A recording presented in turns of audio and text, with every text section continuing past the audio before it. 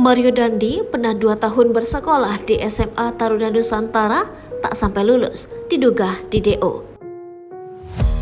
Mario Dandi Satrio, anak pejabat Direktorat Jenderal Pajak Kementerian Keuangan yang menganiaya David, anak pengurus GP Ansor, pernah sekolah di SMA Taruna Nusantara.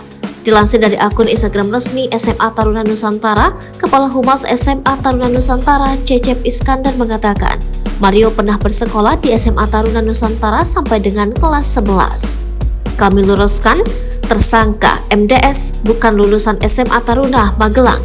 Yang bersangkutan pernah bersekolah di sekolah kami sampai dengan kelas 11, ujar Cecep. Menurut Cecep, Mario pindah dari SMA Taruna Nusantara sesuai surat keterangan pindah sekolah tanggal 5 Juli 2021.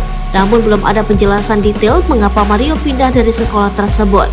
Seperti diberitakan sebelumnya, seorang pria pengendara Rubicon bernama Mario Dandi Satrio menganiaya korban bernama David di sebuah gang di Jakarta Selatan. Tindakan ini mengakibatkan korban sampai masuk ICU dan mengalami koma. Kisah ini pun viral di media sosial. Aksi penganiayaan dilakukan Mario Dandi Satrio ini bermula saat mantan pacar David berinisial A mengadu ke Mario jika dirinya mendapat perlakuan kurang baik. Mendengar hal itu, Mario pun naik pitam dan langsung mendatangi David yang saat itu sedang berada di rumah temannya di daerah Pesanggerahan. Kemudian terjadi perdebatan yang berujung pada penganiayaan terhadap David. Tindakan kekerasan ini semakin jadi sorotan publik lantaran ayah pelaku Mario Dandi Satrio diketahui adalah Rafael Aluntri Sambodo, salah satu pejabat Kanwil di Ditjen Pajak. Setelah kasusnya viral, gaya hidup mewah Mario Dandi Satrio juga jadi perhatian publik.